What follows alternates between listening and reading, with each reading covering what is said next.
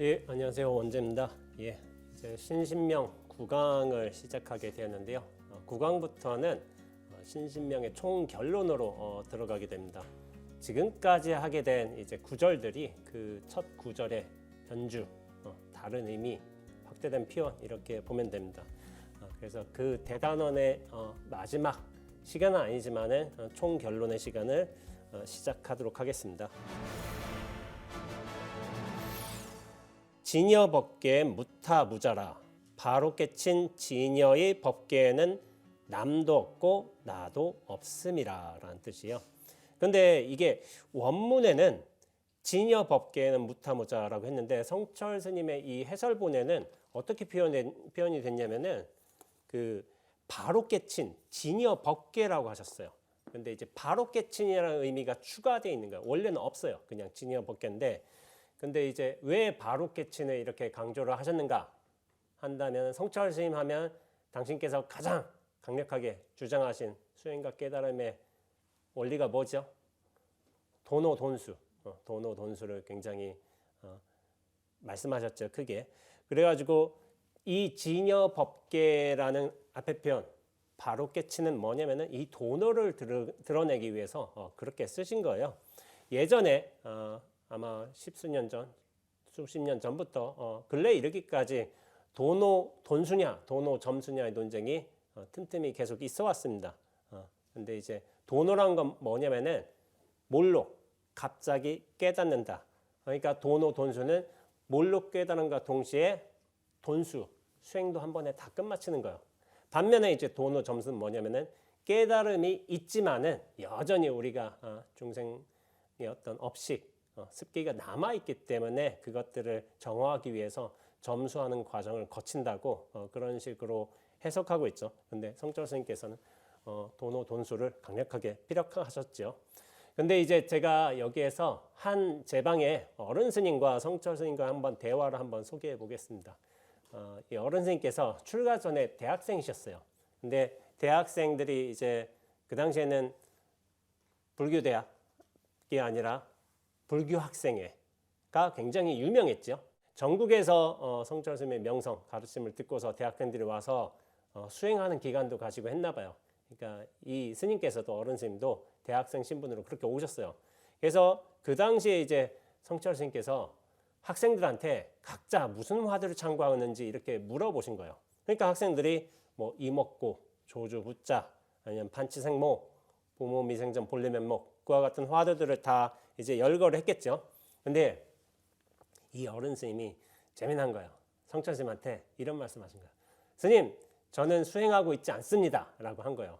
다들 화두 참고 수행하고 있는데 수행하고 있지 않습니다. 이런 말 한 거예요. 그러니까 성철 스님이 의아해서 그럼 너는 도대체 뭐 하고 있냐 하니까 저는 수행이 아니라 수행하는 연습을 하고 있습니다. 이렇게 말한 거예요. 그러니까 성철 스님이 잠깐 그 말을 들으시고 나서 호탕하게 우셨다고 해요. 그러면서 맞다. 니들이 하는 거는 수행 아니다. 진짜 수행이 아니지. 수행 연습이 맞는 거지 하면서 그거를 긍정해 주셨다고 이 어른 스님께서 이렇게 말씀해 주신 거죠. 사실 진짜 수행이라는 건 뭐냐면은 안목이 열리고 난 뒤부터 하는 수행이 진짜 수행입니다. 뭐 그 전까지는 뭐 수행이 아니라고 얘기하시는 건 아니지만은 그렇게 한 관문 크게 넘어서야지 그때부터 진짜 수행이 시작되는 거라고 어른 스님께서 여러 차례 말씀해 주셨어요. 이것이 어떻게 보면은 육조 해능 스님의 무수지수예요. 무수지수가 뭐냐면은 닦음이 없는 닦음인 거예요. 그 닦음이 되어서야 진정한 수행이 되는 거예요. 그럼 많은 분들이 좀 의아하게 생각하겠죠. 왜냐하면은 아니 그러면 그 전까지의 수행은 뭔데? 그리고 닦음이 없는 닦음이 어떻게 가능한 것인가? 이게 좀 의문스러울 수도 있어요. 근데 제가 선어에서 정진하다 보면은 스님들 사이에 하는 얘기 중에 하나가 무엇이 있냐면은 대표적인 단어 중에 하나가 허대라는 말이 있어요. 허대. 우리가 허대를 어떻게 해석하냐면은 애는 앤데 그게 약간 보람 없이 쓰는 애. 뭔가 아직 자리 잡히지 않은 애. 그런 의미인 거예요. 우리가 처음부터 수행을 한다고 하지만 이 화두 참고만 하더라도 화두가 여일하게 막 단단히 잡혀가지고 흔들리지 않게 수행하는 사람은 거의 없습니다. 이게 익지가 않았어요. 망상은 치성하고 졸음은 쏟아지고 해서 이 수행하는 게 쉽지가 않습니다. 근데 애쓰다 보면은 어느 순간부터는 어떻게 되냐면은 화두 참고가 조금 익숙해져요. 뭔가 잘 이어지는 것 같고 망상도 좀 걷어지는 것 같고 졸음도 이 화두 참고의 힘이 강하면 졸음도 좀 물러나는 것 같고 그런 상황에 도달하기도 해요. 그래서 애도 쓰고 용도 쓰다 보면은 억지로 힘을 들여서 의식적으로 노력해서 하던 수행이 자연스럽게 조금 익어감을 알게 돼요. 화두가 좀 은근히 잘 이어지기도 하고 그러니까 이러한 경계를 두고서 서장을 쓰신 대스님께서는 이렇게 말씀하셨어요. 서장에서 생력처가 곧 등력처다라고 했어요. 힘을 더는 곳에서 도리어 힘을 얻게 된다. 그렇게 말씀하신 거예요. 그러니까 이전까지는 우리가 용을 쓰는 거야. 애를 쓰는 거야. 이거 화두 꼭 붙들고 있겠다고. 근데 그게 사실 인위적인 애씀인 거죠. 그렇게 애도 쓰다 보니까 나중에는 그 억지로 쓰는 애의 힘이 툭 덜어지면서 오히려 공부가 순일하게 되는 이제 상태에 도달하는 거죠. 사실 우리 중생이 어떤 무명업식 때문에 그렇게 수행과 깨달음에서 멀어졌지만은 근데 허대라도 썼기 때문에 그 허대라는 노력을 했기 때문에 그래서 이제 그런 쉬게 되는 상태에 도달하는 것이기도 해요. 근데 노력하는 공부는 되게 사실은 가상하지만은 그 자체로 참 의미가 없는 건 아니지만은 여전히 유의적인 노력이고 억지고 가짜인 측면이 있어요. 그래서 헛된 공부라고 하기도 하는 거예요. 근데 이게 묘한 거예요. 허대를 쓰지 않으면은 그렇게 노력하고 애쓰지 않으면은 그 애씀에서 벗어날 수도 없는 거예요. 이게 아이러니한 거예요. 우리가 중생으로서 무명업식의 착각에서 흔들리고 괴로워 봐야지 오히려 그 괴로움에서 벗어날 수 있는 기원들이 이렇게 나올 수 있는 거예요. 물론 그렇지 않은 분들도 있어요. 역사적으로 천년에 한번 나올까 말까 한 육조 해능 스님이라든지 그런 분들은 그러시죠. 그러나 우리 대부분의 수행자들은 그렇게 노력도 하고 애도 쓰고 허대도 쓰고 하는 과정을 거치게 되어 있습니다. 근데 이 무수지수라는 게 참 대단한 거예요.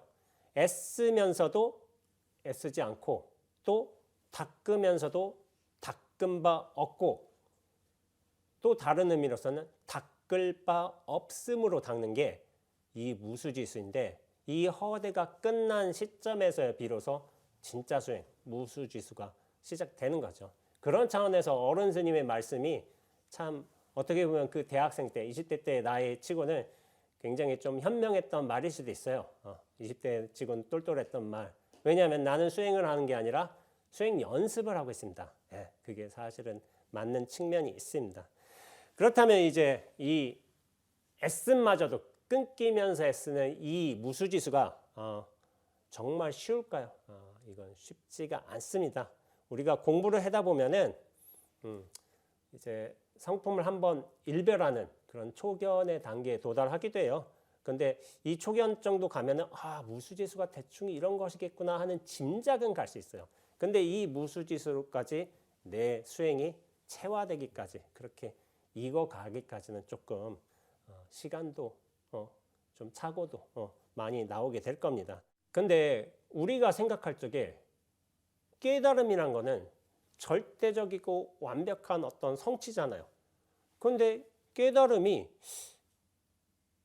어떻게 한 번, 여러 번 그렇게 깊어지는 경우도 있단 말이에요. 이를테면 서장을 쓰신 대스님 같은 경우에는 큰 깨달음은 3번 정도 있다고 하셨고 당신 수행에서 작은 깨달음은 10수번 이렇게 있으셨다고 해요. 수십 번 있으셨다고 해요. 그런데 우리가 생각할 적에는 깨달음은 절대적이고 완벽해야 되는데 왜 깨달음의 깊이 차이가 나느냐, 그렇게 수준이 변하느냐, 그런 의문을 할 수가 있어요. 왜 그럴까요? 왜? 깨달음은 원래 완벽한 것인데 왜 깊이가 저렇게 차이가 나는 것일까? 그 이유는 되게 단순해요.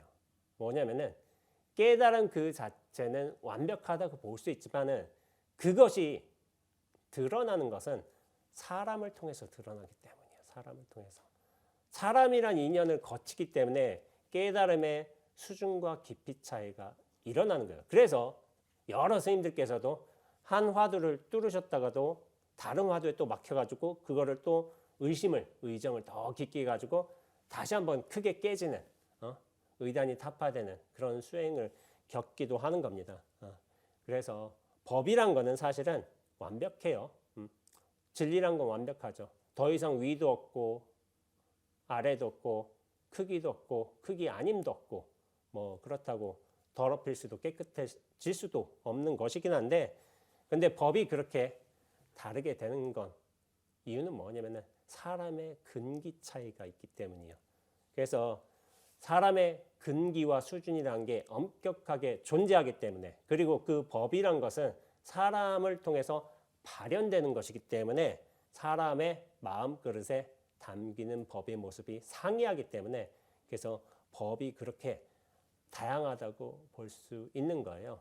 여기서 육조 스님이 육조 단경에서 해능 스님께서 어떻게 말씀하셨냐면은, 선지식들아, 법에는 단박의 깨침과 점차로 깨침이 없다. 법에는 돈점이 없다는 거예요. 바로 깨치고 늦게 깨치고. 그러나 사람에 따라 영리하고 우둔함이 있으니 미혹하면 점차로 기합하고 깨치니는 단박에 닦느니라. 법에는 돈점도 없고 선호도 없고 깊이도 없고 높낮이도 없어요. 없지만은 사람의 차이가 있는 거예요. 사람의. 여기서 사람에 따라 영리하고 우둔함이 있다겠죠. 영리한 사람은 단박에 닦고 좀 미혹하면은, 법에 미혹하면, 우리식으로 말하자면 좀 업장이 두터우면은, 수행이 잘 익지 않았으면, 성근이 없으면은 좀 점차로 깨닫는 단계를 취할 수밖에 없다고 이렇게 말씀하신 거죠. 근데 해능생께서 여기서 영리한 사람은 단박에 닦는다고 했잖아요. 근데 그 영리가 뭘까요? 영리가 지금 식으로 생각해서 아는 게 많고 똑똑하고 그런 의미가 아니겠죠. 비어 있는 만큼 법을 순간적으로 탁 알아채는 능력이 사실은 좋아요. 그러니까 잘 닦아놓은 거예요. 그런데 이제 우리가 영리라고 한다면은 과거에 이렇게 유식하고 똑똑한 사람들, 뭐 고관 대작이라든지 식자층들은 그럼 바로 깨쳤어야지, 그 사람들이. 그런 경우는 없죠. 지금에도 마찬가지죠. 무슨 명문대를 나왔다고 해서 깨치는 경우가 있지가 않아요. 법은 차별이 없어요. 차별이. 근데 마음 하나에서 다 그 공통적인 거예요. 우리 마음은 우리가 모두 갖고 있잖아요. 근데 그 마음을 비워낸 정도는 사람마다 다른 거예요. 잘 비워놨다면은 그 어떤 분별심이나 차별심에 물들지 않고 진리하고 법을 그대로 담을 수 있단 말이에요. 근데 그 자기 생각이 많아. 자기 견해가 많고 그러면은 법과 진리가 고스란히 담기지 못해요. 그래서 제가 비유적으로 말하자면은 이 그릇을 넓히고 또한 그릇을 비워놓는 작업을 해놔야 된다. 그래야만 법이 제대로 담길 수 있다. 이런 식으로 말씀을 드리고 있죠. 근데 이거는 점차적으로 수행해서 깨닫는 사람들한테 해당되는 내용이에요. 예, 저희하고 우리들 이런 사람들이요. 근데 이 영리한 사람, 이 법을 곧장 알아들 수 있는 사람은 사실 그릇의 비유가 맞지 않습니다. 그릇이 있기는 한데 그릇을 키우고 비우고 하는 과정도 우리 과정에서, 우리 뭐 점수의 과정에서 있긴 한데, 그렇게 수승한 분들 같은 경우에는 사실은 그릇의 비유가 왜 통하지 않느냐면 그릇 자체가 깨져버리기 때문에. 그릇 자체가. 그럼 그릇 자체가 깨져버리면 아무것도 없지 않느냐? 아니에요. 나란 그릇, 몸과 생각이라는 있던 어떤 의지하는 바가 사라졌기 때문에 그런 관념이, 생사심이, 분별심이 탁 사라지면은 이 눈앞과 곧장 만나게 되어 있습니다. 근기가 뛰어나신 분들은 그렇게 돼 있어요. 근데 저를 봐도 그렇고 주변에 여러분들을 봐도 그렇고 과거에 이제 성현들께서는 그런 분들이 좀 계셨는데 요즘에는 좀 어렵지 않나 그런 생각이 들긴 합니다. 물론 제가 못 봐서 그럴 수도 있어요. 근데 이제 그건 제 이해의 한계인 것 같고요. 그래서 돈수와 도노 점수를 어떻게 볼 것인가, 이것에 대해서 우리가 이제 수십 년 동안 몇 차례 논의가 있었고 하지만은 요즘에는 이런 식으로 좀 정리가 되는 것 같습니다. 왜냐하면은 우리가 도노 돈수였고 도노 점수였잖아요. 그럼 이 도노가 똑같은 것일까?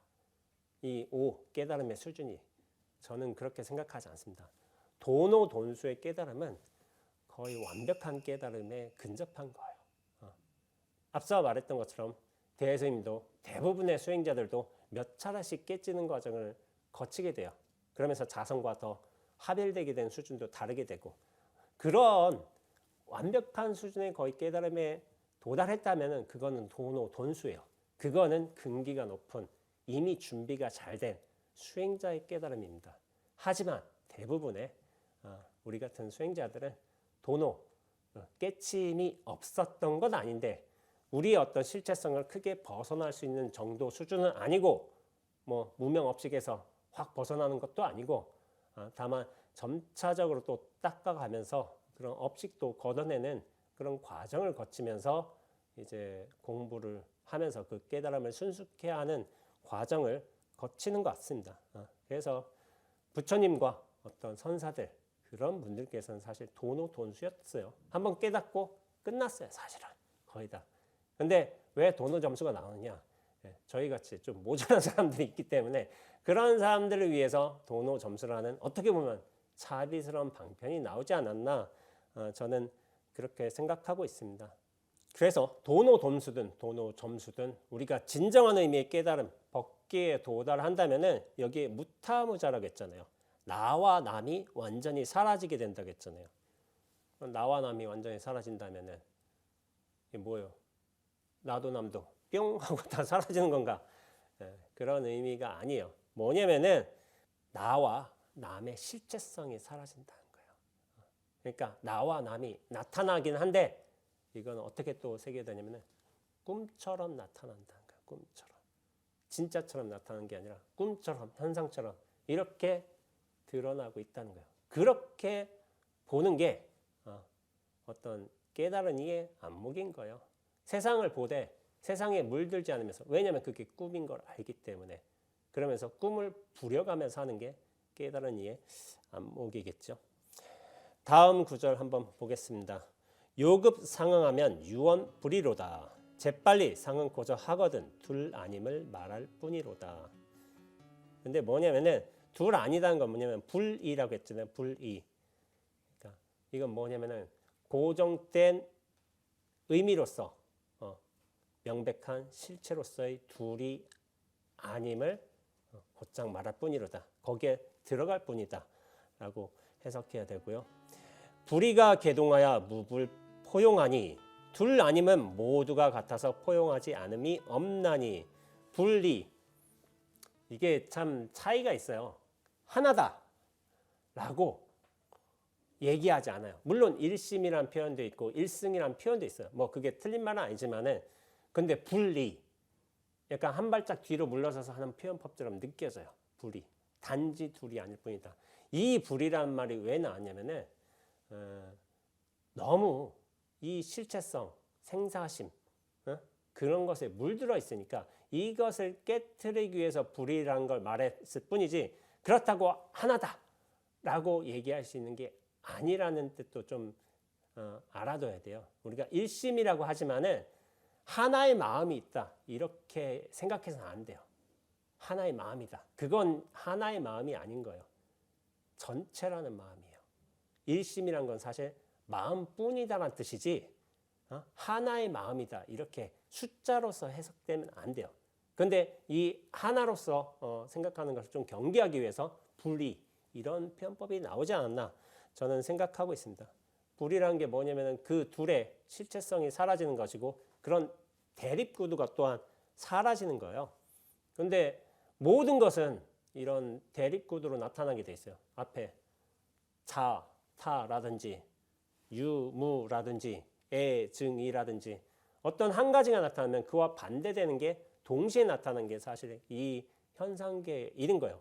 그러면은 한 가지가 사라지면, 이를테면 자가 사라지면 자만 사라지지 않아요. 그와 동시에 짝을 이루면서 나타난 타도 사라지고, 유가 나타나면 무도 사라지는 것이고, 애가 사라지면 증 역시도 동시에 사라지게 되어 있습니다. 그래서 그 깨달음에서 가장 중요한 것은 뭐 애증도 있겠지만 뭐 유무도 있겠지만 사실은 부처님께서 삼법인 중에 가장 중요하게 말씀하신 거 무아입니다. 나란 존재의 실체성이 사라지면은 이 나를 비롯해서 세상의 실체성, 대상의 실체성, 경계의 실체성 그 모든 게 다 사라지게 돼 있어요. 그래서 이게 나라는 게 근본의 무명인 거예요. 근본의 무명. 이 근본 문명이 사라지게 되면은 사실 진정한 깨달음으로 들어가겠죠. 근데 이게 사라지게 되면은 아무것도 없느냐? 또 그걸 뜻하지도 않아요. 제가 말씀드렸다시피 나란 실체성이 사라지면 곧장 우리는 눈앞과 만나게 됩니다. 눈앞이란 건 이 전체예요. 활달하게 그 어떤 걸림 없이 열려있는 이 전체와 상응하게 되는 거야. 나란 존재가 사실 몸과 의식에 갇혀 있을 때는 요거에 한정돼 있지만 이 영역에 한정돼 있지만 이런 관념에서 탁 사라지면 전체로서 볼 수 있는 시선 그런 안목을 얻게 됩니다. 그럴 적에 그런 눈앞으로 돌아감으로써 진공이 될 적에 동시에 뭐냐면은 이 세상과 사람과 현상과 대상을 모두 품게 되는 묘유의 도리도 동시에 알게 되는 거예요. 제가 말씀드리지만은 진공만 따로 갈 수 없어요. 묘유도 항상 같이 가게 되어 있습니다. 그게 진정한 의미의 깨달음인 거예요. 응모소주만 갈 수 있는 거 아니고 이생귀신까지 같이 가야 되는 거예요. 그리고 뭐 제가 예전 강설 시간에서 얘기했지만은 여시만 갈 수 있는 건 아니에요. 아문도 같이 가야 돼요. 그렇게 짝을 이룰 때야 비로소 온전해지는 거예요. 근데 이거는 다음 시간에 한번 또 얘기해 보기로 하고 제가 여기서 한번 허블망원경에 관해서 한번 얘기를 해보겠습니다. 여러분들 허블망원경이라고 들어보셨죠? 우주 천체를 관측하는 망원경이죠.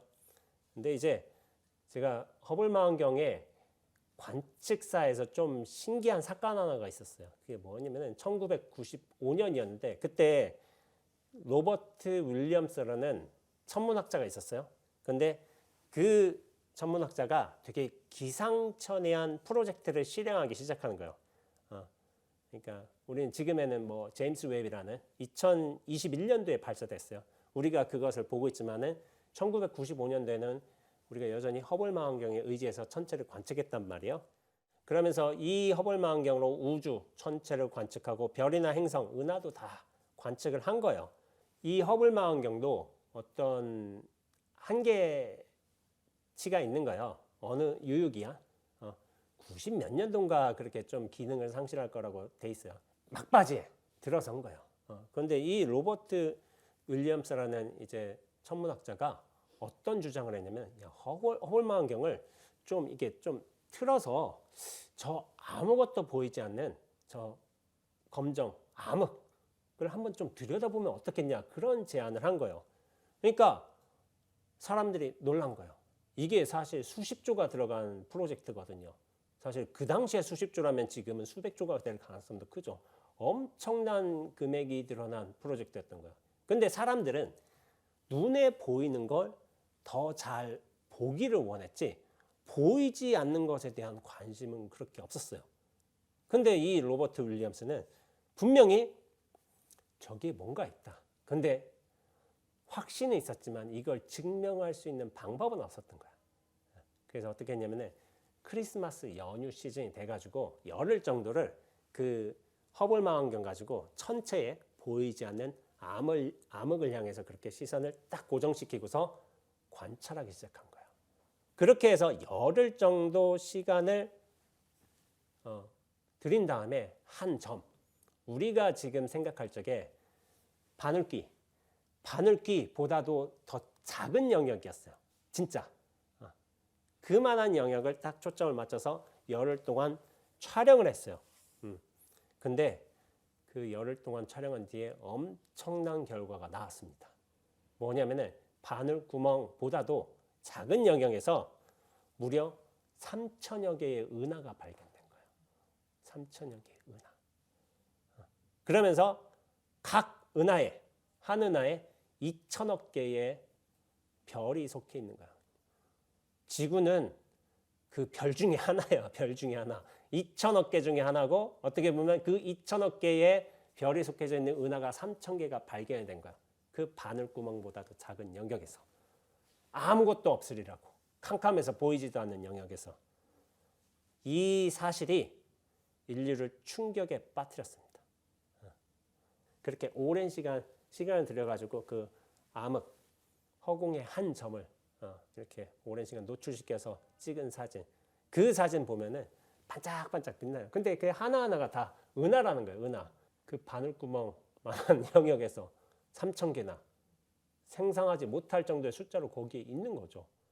저는 이 로버트 윌리엄스라는 천문학자의 안목에 되게 감탄을 했어요. 왜 감탄을 했냐면은 보통 사람들 같은 경우는 보이지 않는 부분을 그렇게 관찰하라고 생각하지 못해요. 근데 그분은 어떤 확신이 있었겠죠. 저기에 뭔가 있다는. 근데 세상에서 만들어진 가장 정교한 눈이에요. 이 허블 망원경은. 그 눈을 가지고 아무것도 볼 수 없는 검은 허공을 향해서 그렇게 열흘 동안 들여다보려고 했던 그 시도 자체가 대단한 안목이라고 생각했던 거예요. 당시 얼마나 반대가 많았겠어요. 저 수십조가 들어간 프로젝트를 저렇게 함부로 쓰려고 하다니. 더군다나 허블망원경도 이제 그 기능을 상실해 가고 있는데. 근데 저는 이것이 좀 상징하는 바가 크다고 생각을 해요. 근데 우리는 이 지구에서 살면서 우리가 세상의 중심인 것처럼 살고 있잖아요. 사실 우리의 과학기술이 아직 발달하지 못해가지고 다른 어떤 별들을 관측할 수는 있지만 거기에 어떤 문명이 있는지 그거를 알지는 못해요. 저기서 2천억 개나 되고 그것이 3천 개나 되는 은하. 우리는 되게 작은 영역에 살고 있는지도 몰라요. 뭐 불교식으로 얘기하자면 금강경에 항아수의 모래와 같은 숫자에서 그 모래 한 털 속에서 그렇게 아웅다웅하면서 온갖 시비 분별에 휩싸이면서 그렇게 살고 있는데 정작으로 우리가 살고 있는 이 영역은 항아수의 모래 한 털만도 못한지도 몰라요. 근데 여기서 저는 깨달음과의 어떤 공통점을 볼 수 있다고 생각해요. 뭐냐면 깨달음이라는 건 뭐냐면은 나라는 이 작은 중심에서 실체에서 갇혀 사는 것이 아니라 그 실체를 벗어남으로써 전체라는 이 큰 틀로서 인식이 바뀌는 거예요. 인식이 이전되는 일인 거예요. 그러니까 내가 좋아하고 느끼고 생각하고 하는 것들을 받아들이지만 사실은 전체라는 큰 틀에서 볼 적에는 이건 되게 사소한 일이거든요. 근데 나에 갇혀 살 때는 이것밖에 안 보여. 내가 좋아하는 어떤 일만 쟁취하고 싶어 해. 어떤 사람 미워서 죽겠어. 근데 사실 나의 생각 중심성을 그렇게 탁 떨쳐놓고서 본다면은 그게 사실은 별거 아니거든요. 저것에 집착하면서 살았나?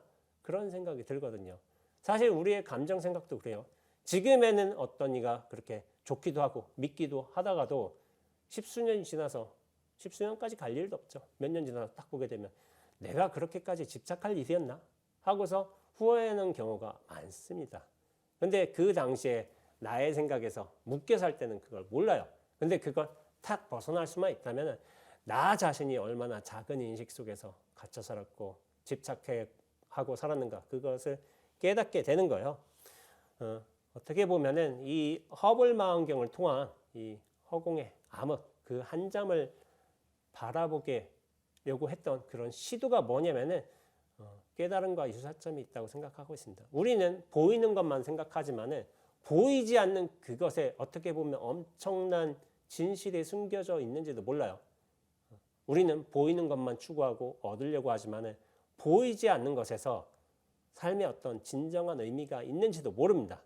거기에 관해서 그런 영역들을 스스로 바라보려고 하는 자신의 어떤 노력이나 시도도 필요한 것 같아요. 그런 차원에서 로버트 윌리엄스라는 이 천문학자가 대단한 실험을 저는 그리고 그 결과를 드러냈다고 저는 생각하고 있습니다. 깨달음은 되게 단순한 거예요. 그래서 눈앞으로서 전체로서 그 시선이 옮겨감으로써 나 자신을 그대로 투명하게 바라볼 수 있는 것. 그것이 어떻게 보면 그 1995년 허블 망원경이 했던 깨달음의 시도가 아니었나 그런 식으로 좀 상징적으로 제가 해석하기도 합니다. 한번 다음 구절 한번 읽어보죠. 시방지자가 개입차종이라 시방의 지혜로운 이들은 모두 이 종치로 들어옴이라. 제가 저번에도 한번 말씀드렸지만은 시방의 모든 지혜가 있는 사람들은 또 깨달음을 얻은 분들은 저는 불교에만 있다고 생각하지 않습니다. 다른 종교 전통에도 저는 그렇게 깨달은 분이 있다고 생각을 해요. 근데 이제 종교 전통뿐이겠어요? 종교를 취하지 않아도 진리를 탐구하는 사람은 분명히 있겠죠. 그러면서 무언가의 소득도 있었을 거예요. 어떤 기록도 남겼을 것이고. 그러나 이제 사람이 사는 시대, 역사, 문화, 전통에 따라서 그 진리를 표현하는 방법이 저는 다르게 나타난다고 보고 있어요. 제가 종교학을 전공하면서 다른 종교 전통에서 진리를 어떤 식으로 표현했느냐, 깨달음이 어떤 양상으로 드러났냐 했을 적에 어떤 공통적인 요소가 있음을 요즘 시대에는 좀 쉽게 알 수도 있는 것 같아요. 여러분들 유튜브 많이 보시죠? 저는 유튜브를 좀 많이 보는 것 같습니다. 어떻게 보면 제가 지금까지 취하는 어떤 정보의 대부분은 뉴스나 유튜브에서 좀 오는 것 같아요. 책을 통해서만 얻을 수 있는 자료들이 있었는데, 근데 책이라는 건 물질적인 한계가 있잖아요. 내가 직접 구해야 되는 것이고. 근데 유튜브에서는 그 어떤 지역적 경계에 상관없이, 물론 언어라는 좀 문제가 있을 수도 있겠지만 외국 언어라면은, 근데 요즘에는 번역도 잘 돼. 그래서 그런 것들을 손쉽게 구할 수 있는 시대가 됐어요. 과거 성현들의 다른 종교 전통의 어떤 깨달음의 이런 분들의 어떤 말씀들도 유튜브를 통해서 굉장히 쉽게 얻을 수 있는 시간이 되었어요. 이게 참 대단한 인드라망이야, 인드라망. 지구 반대편의 어떤 나라에서 무슨 일이 벌어졌는지 알지 못하고 사는 경우가 많았는데 요즘에는 곧장 알게 돼요. 근데 이 신신명을 이제 쓰셨던 승찬스님이 이를테면 1000년 전 분이라면은 그 시대의 어떤 분들은 문맹률이 굉장히 높았어요. 그리고 지식인들만 어떤 책을 접할 수가 있었어요. 그런데 요즘에는 책 못 읽는 사람 없죠. 그리고 언어 번역 어플 같은 거 번역 프로그램이 워낙 잘 돼 있죠. 그러니까 지금에는 온갖 종교 전통, 깨달음의 지식들을 얻기에 굉장히 좋은 시대가 됐단 말이에요. 그러면서 각각의 종교 전통에서 혹은 이제 종교에 속하지 않은 다른 깨달음의 어떤 성현들의 어떤 가르침을 비교해 본다고 해도 그러면서 도출되는 공통되는 사항이 있어요. 공통되는 사항. 그게 뭘까요? 그게. 네, 맞아요. 지금 여기에 지금 여기. 지금 여기. 영어로는 now and here라고 하기도 하고 here and now라고도 해요. 지금 여기라는 거예요. 현존이라는 표현이 있기도 하죠. 그런데 모든 깨달음과 지혜는 지금 여기로 돌아오면서 완성이 된다는 거예요. 저는 지금 여기라는 용어를 잘 쓰지 않습니다. 좀 성격이 괴팍해서 남 쓰는 거 쓰지 않겠다 이런 것도 있는 것이고, 그리고 내가 기왕 조사 전통에서 공부를 했다면 조사님들이 쓰신 표현을 써야지 내가 지금 여기를 쓰면 되겠느냐 이런 생각에서 지금 여기를 저는 안 씁니다. 다만 목전이 눈앞이지만은 그걸 한국어로 해석해서 눈앞이라는 말을 즐겨 쓰고 있습니다. 근데 눈앞이란 말이 참 그래요. 지금 여기도 포함되어 있지만은 현존도 포함되어 있고 어떤 의미에서 당처도 포함되어 있고 본래 자리도 포함되어 있고 또 어떤 시공간의 제약도 완전히 벗어난 것이고, 그러면서 무어라 표현할 수 없는 전체마저도 상징하고 있고, 이런 다양한 의미가 다 들어가 있기 때문에 눈앞이 좋은데 목전 해가지고 저는 이미 오래전부터 눈앞을 그렇게 공통어로 진리에 이르는 가장 중요한 관문으로서 그렇게 쓰고 있습니다. 어떤 진공이나 묘유 같은 것도 목전에 눈앞에 다 들어가 있는 거예요. 근데 다음 구절 한번 읽어보면서 또 얘기해 보도록 하죠. 종빛 초견이니 1년 만년이요 종칠한 짧거나 긴 것이 아니니 한 생각이 만년이요. 사실 이 종치, 근본의 진리에는 짧거나 긴 것이 없어요. 근데 이제 짧거나 긴 것도 어떻게 보면 이 근본 자리에서 짧다, 길다, 좋다, 나쁘다, 사랑한다, 미워한다, 나다, 너다. 이 근본 자리에서 드러나는 하나의 현상이지 종치에는 없어요. 그거는 이제 육조 선생님 말씀대로 깨달음에는 돈점이 없다는 것과 똑같죠. 눈앞에도 돈점은 없어요. 돈점도 눈앞에서 드러나는 거겠죠. 그러니까 이 짧거나 긴 것도 이 종치에서 드러나는 차별적인 현상이지 진리 그 자체가 아닙니다. 근데 지금 이 순간 어떤 생각이 일어났다고 해도 그 생각은 과거의 생각일 수도 있고 미래에 대한 예상일 수도 있고 하지만은 사실은 이 종치 눈앞 자체에는 영향이 없어요. 눈앞에서 그런 시간에 대한 나의 생각, 과거에 대한 기억, 미래에 대한 어떤 예견이 떠오르는 것뿐이죠. 그러니까 우리가 10년 전에 무슨 일을 했냐 한번 생각해 본다면은 10년 전에 원제는 세계일주를 하고 있었지. 세계일주에서 한국에 돌아와서 이렇게 뭐 송광사로 안거 들어갈 준비를 하고 있었지. 그런 모습이 떠오르잖아요. 어디 떠오르는지는 잘 모르겠지만은 이게 보이고 있어. 무엇라 얘기할 수는 없지만. 근데 걸망을 싸고 송광사 들어가고 그런 모습이 보인단 말이에요. 그게 눈앞인 거예요. 그리고 또 10년 후의 미래는 솔직히 어떻게 될지 모르죠. 그러나 이를테면 제가 내년에 승납이 20년이 되는데 20년이면 그래도 의미 있는 좀 숫자죠. 10단위로 끊어본다면 11년 뒤엔 또 30년이 되겠죠. 30년이면 참 뭐 제 기준엔 그렇습니다. 어지간히 좀 어떤 한 분야에서 자기 관록을 완전히 완성해야 되는 시기라고 저는 생각하고 있어요. 20년만 해도 그것을 점차로 쌓아가는 시점이라면은 그런 시점에서 나는 어디에 자리 잡고 있을 것인가는 생각을 할 수도 있겠죠. 생각을 하지만 그 생각이 모양이 드러나고 있지만 어디서 드러나는지 몰라. 근데 그것을 제가 또 눈앞이라고 얘기하고 있어요. 그러니까 한 생각이 만년이다 라는 것은 우리가 볼 적에 한 생각이 만년하고 이렇게 시간적으로 너무 차이가 크잖아요. 한 생각이란 건 뭐냐면은 내가 생각하는 그런 한 생각이 아닌 거예요. 나마저도 떠난 상태에서 나를 여인 상태에서 이 눈앞으로 돌아가서 이 한 생각 툭 일으키는 게 뭐냐면은 만년과도 다를 바 없다는 거예요. 우리가 영원히 이 눈앞의 삶, 과거와 현재, 미래마저도 끊긴 이 눈앞으로서 온전히 들어갈 수 있다면 그 한 생각과 만년을 구분할 수 없다는 걸 뜻하는 거예요.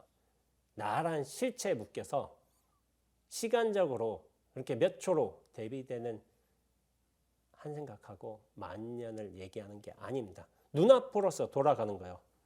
그럴 적에 종비초견이니 종치로서 돌아갈 적에 이 한 생각과 만년의 시간 구분이 사라지는 걸 뜻해요.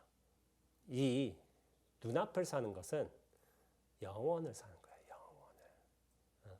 원래 과거, 현재, 미래라는 게 서로 의지하면서 개념적으로 존재하는 거잖아요. 근데 과거가 없다면 미래도 없고 현재가 없다면 과거도 없습니다. 서로 의지해서 존재하는 관념들이기 때문에. 근데 그것이 완전히 사라져버린다면 나의 실체성이 사라져버린다면 오직 지금 이 순간만 드러나는 것이라면 10년 뒤를 산다고 해도 우리는 지금 이 순간 사는 것이고 10년 전에도 우리는 지금 이 순간을 살았어요. 지금 이 순간 눈앞을 벗어난 적이 없어요. 그렇다면 그건 뭘 뜻하냐면 우리는 영원을 살고 있는 거예요. 처음부터. 근데 왜 영원이 아니라고 생각하느냐? 나란 착각 때문에. 그 착각 때문이에요. 그래서 다음 구절 한번 읽어보죠. 무죄부재하여 시방 목전이로다. 있거나 있지 않음이 없어서 시방이 바로 눈앞이로다. 이 구절에서 제가 지금까지 가장 많이 써왔던 단어가 나오게 됐습니다. 이제 목전이에요. 눈앞에는 있거나 있지 않음이 없다 이런 말씀하십니다. 근데 있거나 있지 않음이 없다 말이 좀 까다롭죠. 있거나 있지 않음이 없다. 그러면 반대로 있기도 하고 없기도 하다. 그런 뜻이에요. 왜냐하면은 부정의 부정은 긍정이기 때문에. 그러니까 맨 처음에는 있거나 있음이 없다. 뭔가 막는 것처럼 부정한 것처럼 보이지만 그것조차도 사라진다면은 사실 있음도 긍정하는 것이고 없음도 긍정하는 거예요. 있음과 없음이 원흉하게 통째로서 탁 들어가 있는 거. 진공이지만 묘로서 드러나 있는 거. 그게 사실은 눈앞이죠. 눈앞. 여기서 시방이 바로 눈앞이로다 했죠. 시방이란 건 뭐냐면은 세상에서 존재하는 그 모든 공간이고 대상이고 경계예요. 하지만 그 모든 대상, 공간, 경계라 할지라도 이 눈앞을 벗어난 적은 없습니다. 왜냐하면 눈앞은 대상도 아니고 공간도 아니고 경계도 아닌 거기 때문에 그 환히 열린 전체이기 때문에 그 모든 현상들, 대상들을 다 끌어안을 수 있어요. 그래서 진정으로 큰 것이 되고자 하거든 사실은 대상도 경계도 공간도 아니어야 돼요. 무어라 규정할 수 없어야 돼. 그러면서 모두를 품고 있어야 돼. 그것이 눈앞인 거죠. 근데 이 목전에 관해서 수많은 조사 선생님들이 말씀하신 바가 있어요. 한 예를 들어보자면 어떤 학인하고 망공 스님과의 이런 대화가 있었습니다. 어떤 학인이 망공 선사에게 물었습니다. 불법은 어디에 있습니까? 내 눈앞에 있느니라. 눈앞에 있다면 왜 저는 보지 못합니까? 너에게는 너라는 상이 있기 때문이다 라고 말씀하신 거예요. 스님께서는 보셨습니까? 너만 있어도 안 보이는데 나까지 있다면 더욱 보지 못한다. 나도 없고 스님도 없으면 볼 수 있겠습니까? 나도 없고 너도 없는데 보려는 자는 누구냐? 이게 사실은 이 학인이 좀 둔해요. 사람이 둔해가지고 그런 게 있어요. 불법이 어디 있습니까? 라고 묻는 거예요. 곧장 물었죠. 그러니까 망공스님도 대단해. 야, 네 눈앞에 있어. 바로 이렇게 곧장 말해준 거야. 그런데 학인이 좀 우둔해요. 못 알아들어. 눈앞에 있다는데 왜 저는 보지 못합니까? 그건 너가 너라는 상을 갖고 있기 때문이지. 그렇죠? 나란 존재에 집착해 있기 때문에 눈앞을 보지 못해요. 제가 예전에 표현했지만은 나란 존재의 밀도하고 눈앞의 밀도하고는 100분위를 나눈 거예요. 나란 존재의 밀도가 뭐 이를테면 95다 눈앞은 5밖에 안 돼요. 근데 사실 이것도 높은 거예요. 대부분 99에 머물러 있기 때문에 1밖에 안 돼요. 그러나 이 비율을 줄이면서 나란 존재감을 점차 비워가면서 눈앞의 밀도도 점차 높아집니다. 이걸 틈틈이 알아쳐요. 그러다가 이제 이게 전복이 일어나겠죠. 탁 일어나겠죠. 그때부터는 사실 공부를 엄청 잘하는 거예요. 전복이 일어나기도 쉽진 않아요. 근데 정말 공부를 잘한다. 이 공부가 흔들림 없이 이어간다. 한다면은 뭐 제 기준상으로는 그렇습니다. 눈앞의 밀도가 80까지는 가야 돼요. 그러면은 이 상태에서는 나의 밀도가 20 정도 된다 하면은 그때는 수행을 하긴 하는데 내가 하는 수행이 아닙니다. 눈앞이 스스로 닦는 수행을 하게 됩니다. 그걸 스스로 확인하게 될 거예요. 그렇게 되죠. 근데 여기서 또 학인이 좀 어리석어. 자기 못 봤으니까 스님은 봤습니까? 이렇게 한 거예요. 야, 너 있어도 안 보이는데 나까지 있으면 더욱 보지 못한다. 사실 이거는 좀 망공스님의 말장난이죠. 좀 가지고 논 거예요. 학인을. 얘가 좀 어리석은 거야. 그러니까 나도 없고 스님도 없으면 볼 수 있겠습니까? 그 눈앞을. 그러니까 야 나도 없고 너도 없는데 보려는 자가 누구인가? 여긴 좀 자비스러워요. 왜냐하면 그 본원의 자리로 돌아가게끔 탁 시선을 전환시켜 주신 거예요. 그래요. 우리는 이 눈앞을 눈앞에 두고서도 보지 못해요. 찾지 못해요. 만나지 못해요. 근데 사실은 내가 눈앞을 본다는 게 착각인 거예요. 제대로 보자면은 내가 눈앞을 보는 게 아니라 눈앞이 나를 봐야 돼요. 그게 진정으로 눈앞이 모두를 대하는 소식이고 내가 눈앞을 제대로 보는 거예요. 그렇게 되는데 우리는 자꾸 나란 실체를 붙들고서 진리를 대하려고 하고 있지. 반대예요. 우리는 진리로서 드러나 있을 뿐이지 진리를 잡거나 취하거나 소유할 수 없습니다. 그 착각을 벗어나야 되는 거예요. 그 나란 존재의 실제성을. 그래서 경봉 스님 같으신 경우도 당신께서 깨달음을 얻으신 뒤에 이런 말씀을 하셨어요. 내가 나를 온갖 것에서 찾았는데 눈앞에 바로 주인공이 나타났네. 껄껄껄 이제야 만나 의욕 없어지니 우담아 꽃핀 온누리에 흐르네. 이런 오도송을 남기셨어요. 의욕이 없어졌다는 건 뭐냐면은 나란 존재를 실체에 두고서 생각하는 그 습성들이 완전히 사라졌다는 거예요. 나란 존재가 그렇게 들어가 있습니다.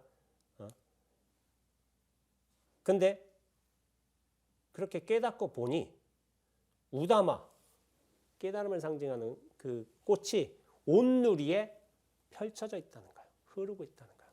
세상이 알고 보니까 깨달음의 세상이었어. 근데 이 깨달음이 어떻게 하냐면은 눈앞에서 바로 주인공이 나타났대.